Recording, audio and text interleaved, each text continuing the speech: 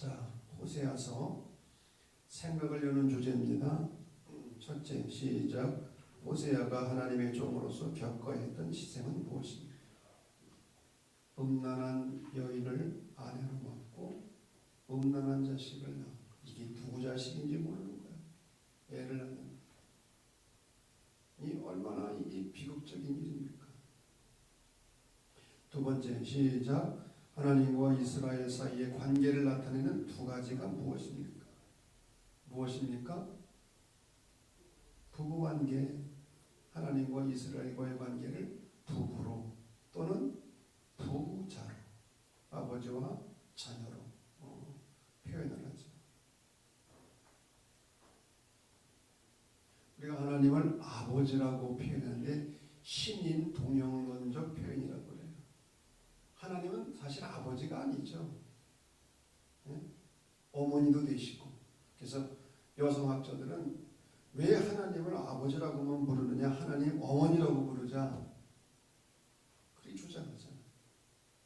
그러니까 어느 교회에서는 그런데 하나님 아버지 어머니 조금 좀 거북스럽죠. 하나님 어버이.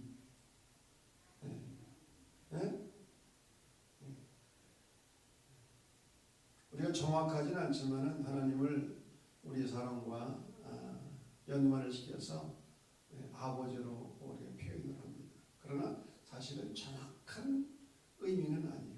정확한 의미는. 그러나 성경은 하나님과 우리 이스라엘 백성과의 관계를 부부관계로, 또 아버지와 자녀의 관계로 그렇게 표현을 하니까. 자, 세 번째, 시작. 하나님과의 관계가 깨어질 때 오는 결과는 어떠합니까?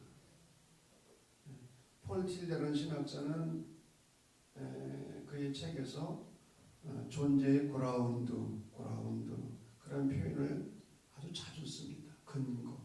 하나님은 우리 존재의 그라운드, 근거가 되십니다. 기반이 되십니다. 그래서 그의 그 설교집 제목이 흔들리는 터전. 우리의 터전이 흔들리는 거예요. 하나님을 떠나면 우리의 삶의 기반이 흔들리는 거죠. 하나님과의 관계가 깨어질 때 어떤 결과가 오는지. 자, 용어의 정의입니다. 바알 우상, 고대 가나안의 풍요의 신입니다. 날씨를 주관하고 그리고 풍년이 되게 해준다. 그래서 엘리야가 아합 왕을 만나서 제일 먼저 한 말이 뭐예요? 내 말이 있기 전까지는 이 땅에 비가 오지 않을 것이다. 왜 가뭄을 선포했어요? 비를 주관하는 것은 바알 우상이 아니라는 거예요. 하나님이 주관하신다. 그것을 증명하기 위해서 엘리야는 싸웠죠. 바알 우상, 아골골짜기. 우리가 찬송가에도 아골골짝 빈들에도 모두 들고 가오리다, 복음 들고 가오리다. 여러분, 아골골짜기가 어디입니까? 정확한 위치는 잘 알 수 없지만 여호수아 7장을 보면 아간이 처벌당한, 죽임당한 골짜기. 금덩어리, 은덩어리, 외투에 눈이 멀어가지고 숨겨놨다가 민족적으로 어려움을 당하고 제비 뽑혀가지고 결국 처벌을 당했잖아요. 아골골짜기. 이 아골이라고 하는 말은 환란이라는 뜻입니다. 그런데 호세아서 2장 15절에 보면 이 환란의 골짜기가 무슨 골짜기가 돼요? 희망의 골짜기로 변하는 거예요. 환란의 골짜기, 재난의 골짜기가 희망의 골짜기로 바뀌는 하나님의 사랑을 우리가 보게 됩니다. 세 번째, 음란한 아내. 음란한 아내가 누구냐? 물론 호세아의 아내 고멜을 말하지만 더 중요한 것은 하나님을 배신한 이스라엘 백성들. 바알 우상을 섬기는 이스라엘 백성들을 음란한 아내로 비유하고 있습니다.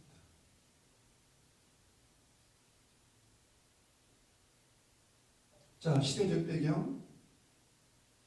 호세아는 기원전 몇 세기? 하면 얼른 나와야죠. 기원전 몇 세기? 기원전 8세기. 남유다입니까? 북이스라엘입니까? 북이스라엘. 그럼 호세아와 동시대에 활동했던 예언자가 누굽니까? 북쪽에서 아모스. 아모스는 남쪽 출신이에요? 북쪽 출신이에요? 남쪽 출신이면서 드고아는 이 남쪽 지역인데, 남쪽 지역이면서 북쪽에 가서 예언을 했는데, 이 호세아는 어디 사람일까요? 북쪽 사람이었어요. 유일하게 북쪽에서 출생을 해서 예언의 말씀을 전했던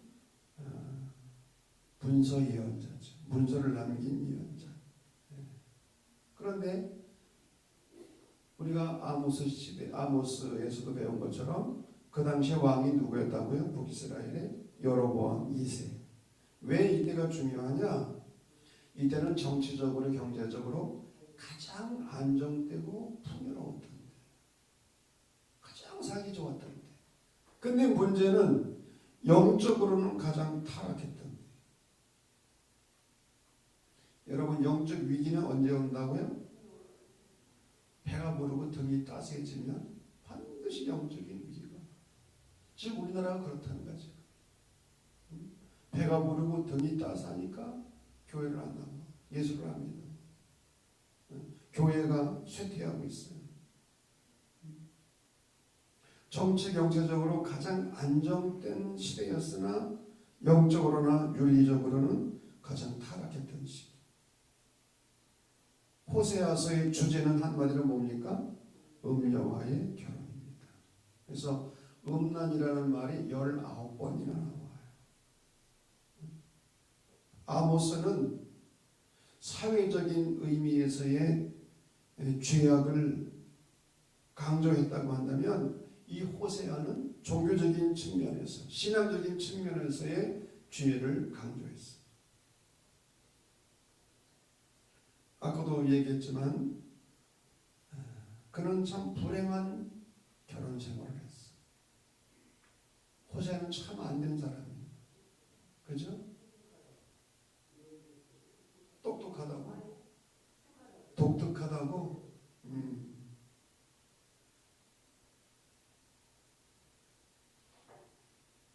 행복하지 못한 그런 결혼 생활을 했는데, 오히려 그것을 통해서 하나님의 뜻을 발견하고 또 예언의 말씀을 전할 수가 있었습니다.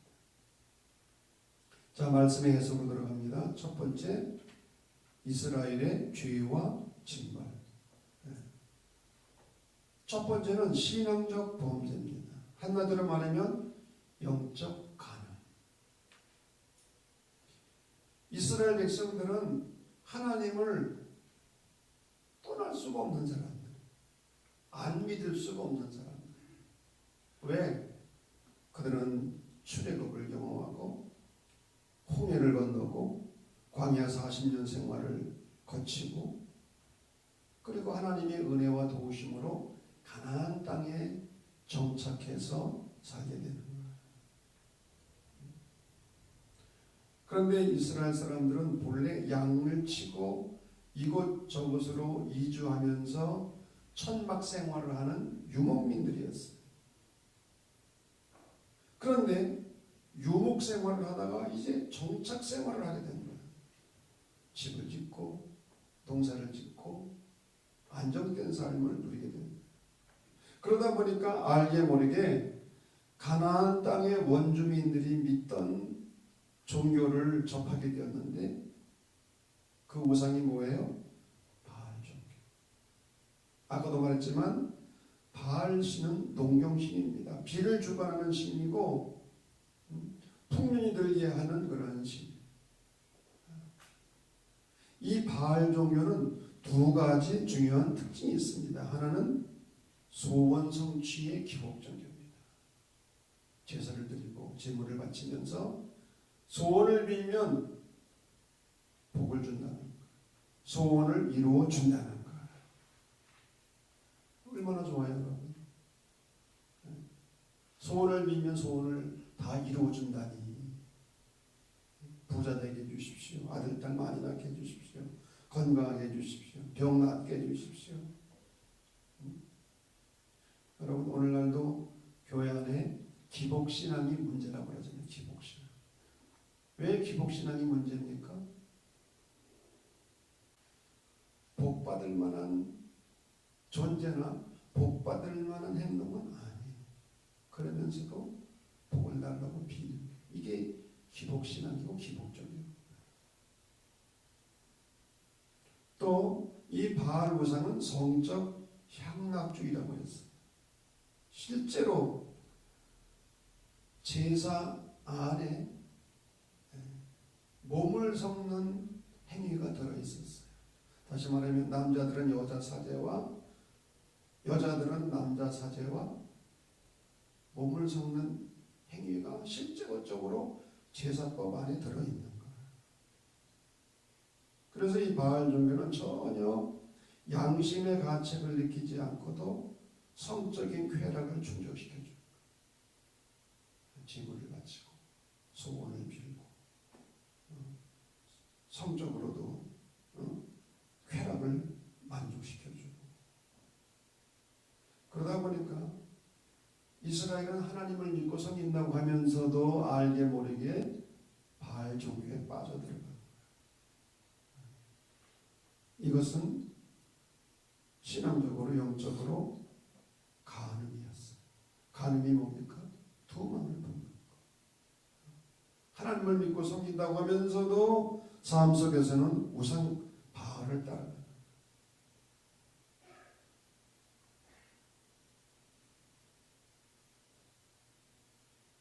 이 영적인 간음, 이것이 첫 번째 문제였고요.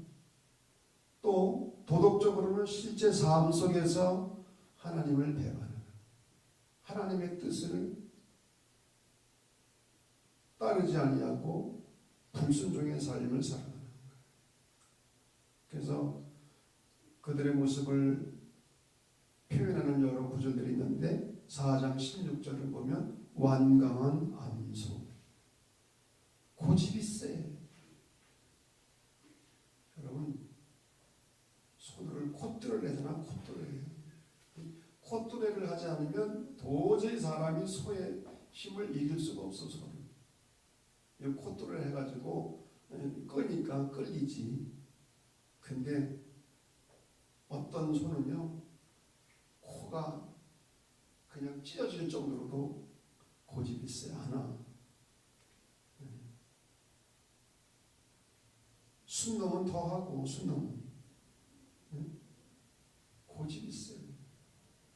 말을 안 들어. 또 6장 9절에 강도 때 도둑놈들이야, 도둑놈들. 화덕. 여러분, 화덕이 뭐죠? 흙으로 만든 그 밖에서 쓰는 옛날 그 아기를 낳으면은 이 화덕에다가 미역국을 많이 끓였잖아요. 그거 안 해 먹어봤어요? 홍사님은 화덕에다가 미역국 안 끓여 먹었어요? 옛날 시골에서는 화덕에다가 미역국을 끓여 먹었어요. 화덕. 정력이 불길 듯한 거. 뜨거워. 뒤집지 않은 전병. 7장 8절. 여러분, 빈대떡을 뒤집지 않으면 어떻게 돼요? 한쪽은 타고 한쪽은 설리고. 설리었어. 한쪽은 타. 어리석은 비둘기. 어리석어가지고 애굽으로도 쫓아가고 아수르로도 도움을 청하러 가고. 비둘기가 어리석은가 봐. 비둘기 앞에 어리석다는 표현을 썼는지 모르겠어. 속이는 활. 화살이 관역을 향해서 날아가야 되는데 빗나가는 거야. 다른 쪽으로 날아가는 거야.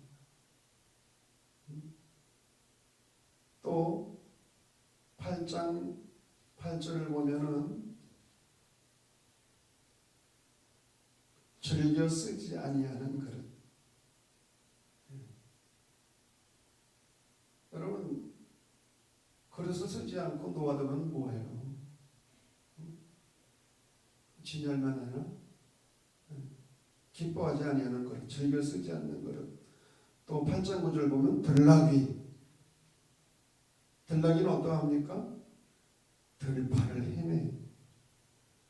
목표도 목적도 없이 들판을 방황해. 들나귀는 방황하는 인간을 상징합니다. 이러한 모습들은 도저히 하나님의 사랑을 받을 수 없는 모습들. 영적으로나 실제 생활 속에서 하나님을 배반하고 그들은 이중적인 생활을 하고 있습니다.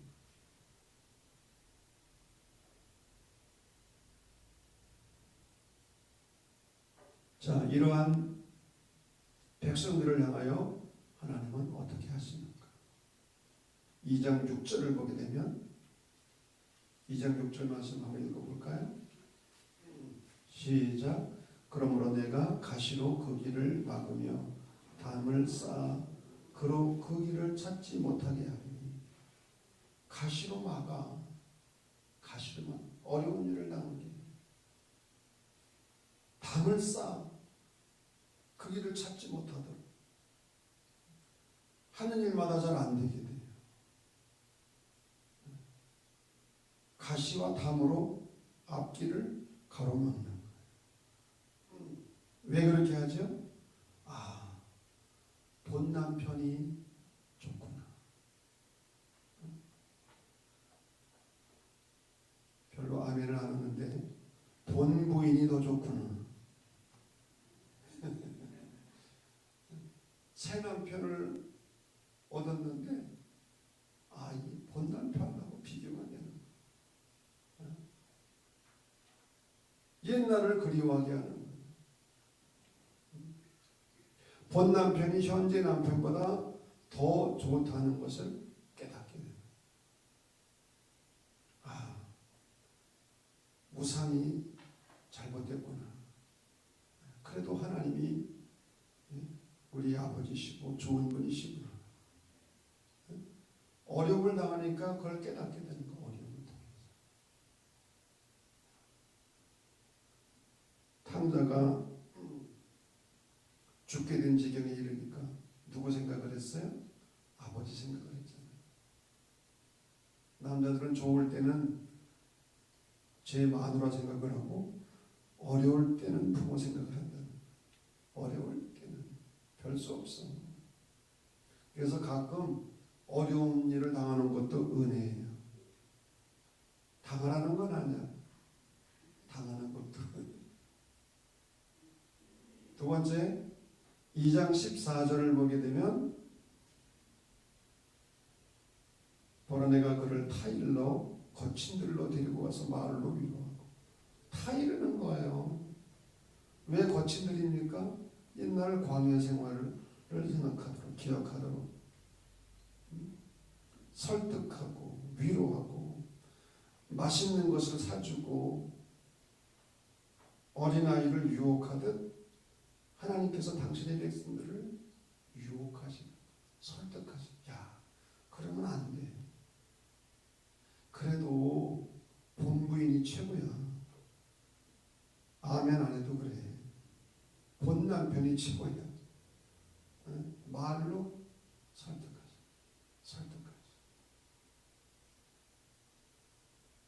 세 번째로는 3장 1절 이하를 보게 되면 대속의 사랑. 대속이 무엇입니까? 값을 지불하고 사오는 것. 호세아는 바람을 피우며 집을 나가 다른 남자의 품에 안긴 아내를 찾아서 은 15개와 보리 한 호멜 반으로 다시 사가지고 와서 아내를 용서하는 거예요. 여기서 은 15개와 보리 한 호멜 반의 의미가 뭡니까? 여종의 몸값이에요. 그 당시 남자들은 더 비쌌어. 여종 한 사람의 몸값을 지불하고 다시 사가지고 와서 아내를 용서하고 데리고 사는. 그러니 이 호세아가 얼마나 이 비참합니까? 이것은 간음을 행하였음에도 불구하고 회개하고 돌아올 때 용서해 주시는 하나님의 대속적 사랑의 모습을 보여주는 겁니다.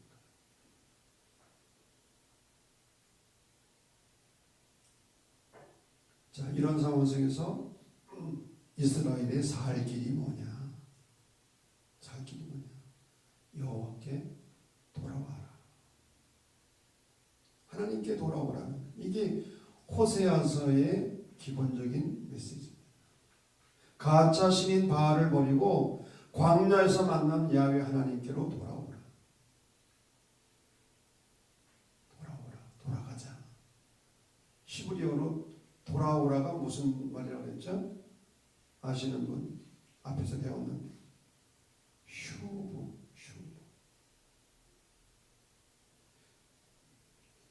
신약적인 표현으로는 헬라어로 뭐라고요? 회개하라. 메타노이아. 같은 말입니다. 슈브나 메타노이아 다 같은 말이에요. 돌아와라. 회개하라. 6장 1절을 다 같이 읽겠습니다. 시작. 오라 우리가 여호와께로 돌아가자. 여호와께서 우리를 찢으셨으나 도로 낫게 하실 것이요 우리를 치셨으나 싸매어 주실 것입니다. 여기서 찢는다고 하는 말은 사자가 먹이를 공격한 다음 찢어먹는 것이에요. 도로 낫게 하신다는 것은 죽을 뻔한 병 들었던 사람이 다시 회복되는 거예요. 도로 낫게 하신다. 언제? 2절 보면 여호와께서 이틀 후에 우리를 살리시며 셋째 날에 우리를 일으키시리니, 여기서 이틀 3일은 극히 짧은 시간, 짧은 시간 안에 하나님께서 다시 회복시켜 주신다. 하나님께 돌아오면 짧은 시일 안에 하나님께서 회복시켜 주실 것이다. 그러니 돌아와라.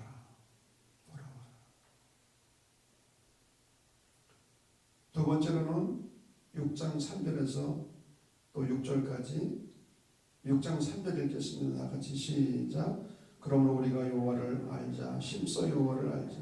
그의 나타나심은 새벽빛같이 어김없나니 비오같이 땅을 적시는 늦은 비오같이 우리에게 임하리라 하니라. 6절 말씀. 나는 인애를 원하고 제사를 원하지 아니하며 번제보다 하나님을 아는 것을 원하노라.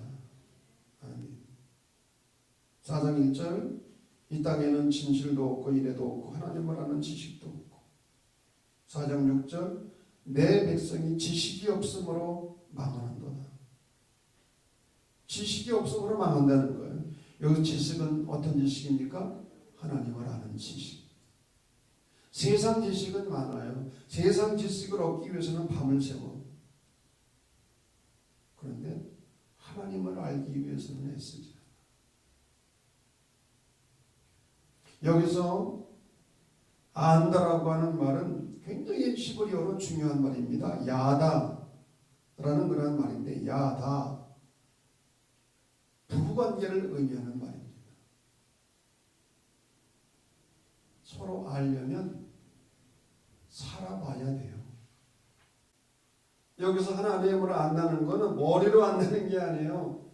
부부가 살면서 체험을 통해서 하는 것처럼 하나님과 체험을 통해서 인격적인 관계를 맺는 거예요. 사랑이 충만한 생명의 교제를 의미하는 거예요. 하나님을 알라는 거예요. 하나님을 모르기 때문에 망한다. 믿습니까? 하나님은 우리에게 일을 요구하시는 것이나 먼저 관계를 요구하시는 거예요. 사랑의 관계를 먼저 맺고 그 다음에 일을 하라고 하시지.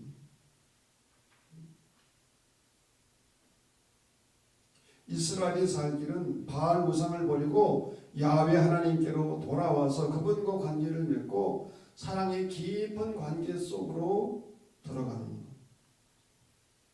여기에 인생의 의미가 있고 행복이 있다는 거예요. 아멘입니까? 한 구절 더 우리가 호세아서에서 놓칠 수 없는 구절이 하나 있습니다. 10장 12절 다 함께 시작. 너희가 자기를 위하여 공의를 심고 인애를 거두라.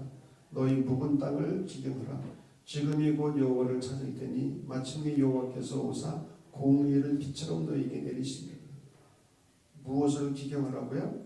묵은 땅을 기경하라는 게 뭐예요? 갈아엎으라는 거. 여러분 곡식을 씨앗을 파종하기 전에 먼저 땅을 갈아엎어야 됩니다. 묵은 땅. 묵은 땅은 어떤 땅입니까? 온갖 잡초가 우거졌어요. 가시덤불이 우거져 있어. 우리의 마음속에 가시덤불이 우거져 있어. 잡초가 우거져 있어. 씨앗을 파종하기 위해서는 이걸 먼저 갈아엎으라는 거예요. 우리의 마음밭을 갈아엎으라는 거예요. 너희 묵은 땅을 갈아엎으라. 언제 갈아엎으라고요? 지금이 곧 여호와를 찾을 때. 지금 갈아엎으라는 거예요. 여러분 우리가 회개한다는 것이 무엇입니까? 우리의 마음밭을 갈아엎는 거지. 온갖 가시덤불을 다 뽑아내고 잡초를 뽑아내고 우리의 마음밭이 옥토가 되지 않으면 씨앗이 아무리 좋은 씨앗을 뿌려도 자랄 수가 없어요.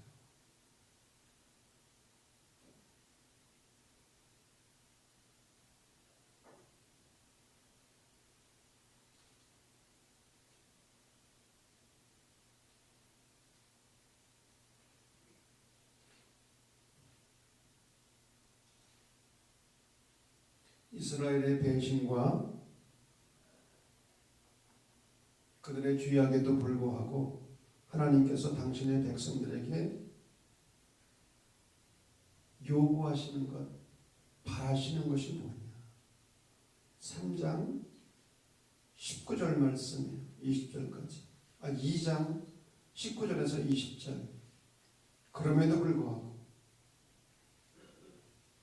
2장 19절 시작. 내가 내게 장가들어 영원히 살리 공의와 정의와 은총과 긍휼이 여김으로 내게 장가들으며 진실함으로 내게 장가들으니 내가 여호와를 알리라. 결혼 관계를 회복시키기를 원하십니다. 아무리 계약을 깨뜨려도 제가 결혼 주례를 할 때 부부들에게 신혼부부들에게 정말 강조하는 게 있어요. 부부가 되는 것은 서로 사랑하기 때문에 부부가 되는 것도 아니고 앞으로 사랑할 것이기 때문에 부부가 되는 것이 아니라 오늘 결혼 서약을 하기 때문에 부부가 되는 거다. 서약. 결혼에서 가장 중요한 것은 여러분 서약이에요. 왜 반지와 폐물을 주고 왔습니까? 서약의 기념. 서약이 뭡니까? 영어로 컨트랙트가 아니라 커버넌트입니다. 성경에 나오는 하나님의 계약, 언약이 바로 커버넌트예요. 컨트랙트는 조건이 좋으면 얼마든지 깨질 수가 있는 거예요. 부동산 계약, 그거는 커버넌트가 아니에요. 컨트랙트예요. 그러나 하나님과 당신의 백성들 사이에 맺은 약속은 컨트랙트가 아니라 커버넌트죠. 이것은 깨질 수 없는 약속. 아무리 더 좋은 조건이 나와도 또 한쪽에서 약속을 깨도 이거는 깨질 수가 없어요. 그래서 신의 약속은 파괴될 수 없다라는 중요한 책 제목도 있어요. 김일권 박사가 쓴. 하나님과 당신의 백성들과 맺은 언약은 깨어질 수가 없다. 그래서 고멜이 약속을 깨고 언약을 깨고 끊임없이 배신함에도 불구하고 호세아는 찾아가서 그 여자를 값을 치르고 데려오고, 이게 바로 하나님의 사랑이죠. 호세아의 이 행위는 배신하는 당신의 백성들을 향한, 영적 간음을 행하고 있는 이스라엘 백성들과 성도들을 향한 하나님의 사랑의 메시지예요. 다시 언약 관계를 회복시키시고 부부가 되기를 원하시는. 자, 그래서 이 호세아서의 신학적인 의미가 몇 가지가 있습니다. 첫째, 에로스. 고멜이 추구한 사랑이 에로스입니다. 이상간의 사랑, 남녀간의 사랑, 조건적인 사랑,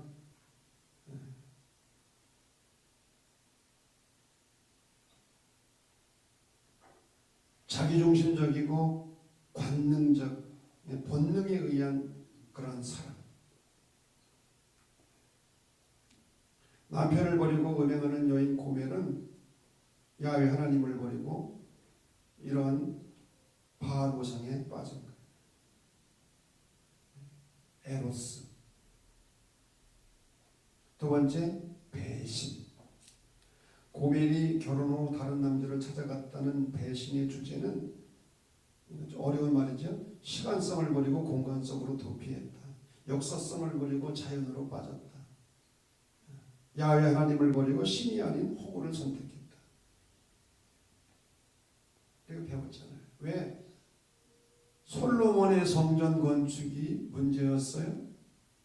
하나님은 역사의 하나님이신데 하나님을 공간 안에 가둬버렸죠. 성전 안에 가둬버렸죠. 그것이 파멸의 씨앗이 됐잖아요.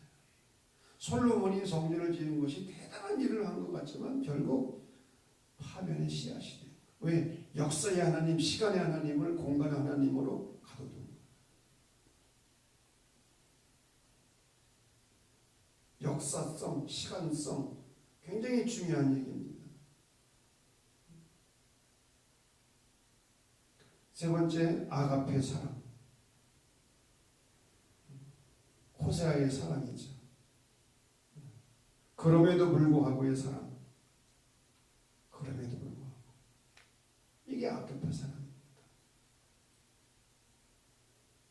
라이너드 리버의 표현에 의하면 불가능에 가능. 불가능해, 근데 가능한. 불가능에 가능. 여러분, 어떻게 그런 사랑이 가능합니까?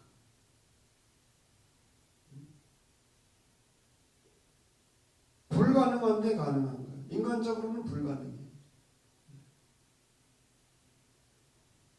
독일의 목사의 신학자였던 디트리 보네포의 표현에 의하면 이것은 값싼 싸구려 은총이 아니라 무슨 은총이라고요? 값비싼 은총이에요. 값비싼 은총. 정말 비싼 은총. 이스라엘을 다시 그의 백성으로 용납하시는 하나님의 용서의 근거는 이 하나님의 아가페 사랑이죠.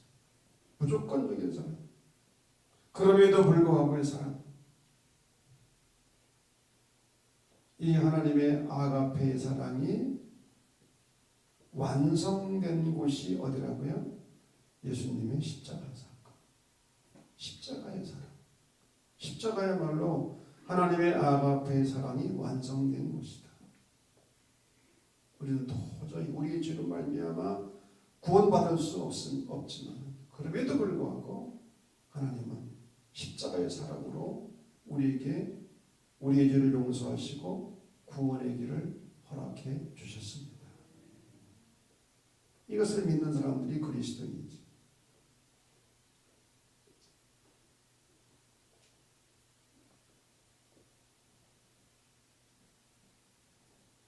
성찰과 나눔입니다. 첫째, 시작. 하나님의 종으로서 이 언자는 어떤 희생도 감수해야 하는 사람입니다. 어떠한 희생도 감수해야 된다. 쉽지가 않겠죠? 여러분 보고 호세아처럼 살려면 살겠어요? 두 번째 시작. 하나님과의 올바른 관계는 하나님을 아는 지식과 사랑의 실천을 통해서 유지된다. 하나님을 아는 지식, 머리로 이성적으로만 아는 것이 아니라 체험을 통해서 인격적으로 깊이 알고 사랑의 실천을 통해서 유지가 된다. 그리스도인의 완전은 결국 사랑입니다. 어떤 사랑입니까? 하나님을 사랑하고 이웃을 내 몸과 같이 사랑하는, 이게 완전이고 예수님의 모습이죠. 세 번째 시작. 우리가 잘못할 때라도 하나님은 변치 않는 사랑으로 우리를 징계하시며 다시 시작할 수 있도록 새로운 은혜와 힘을 주십니다. 여러분, 한 번 더 기회를 주시는 것이 하나님의 은혜입니다. 제가 송년 주일에 그런 설교를 했던 기억이 나요.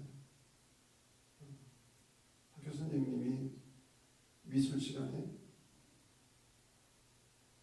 아이가 그림을 그리다가 망쳤어. 선생님 도화지 하나 세고 주세요. 그래서 선생님이 그래 알았다. 다시 한번 그려보려 하고 새 도화지를 줬대잖아요. 그날 밤 집에서 꿈을 꿨어요. 하나님께서 얘야 너도 다시 한번 시작해보려. 그러면서 새 도화지를 주셔. 여러분, 한 해의 시작이 뭡니까? 하나님께서 우리에게 새로운 도화지를 주시고, 야 다시 한번 해봐라. 2018년 좀 억양이 이상했어. 금년은 18년 하면 19년은 어떤지 모르겠어. 19년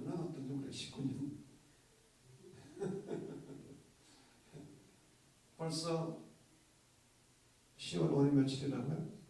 마지막. 벌써 그렇게 됐어.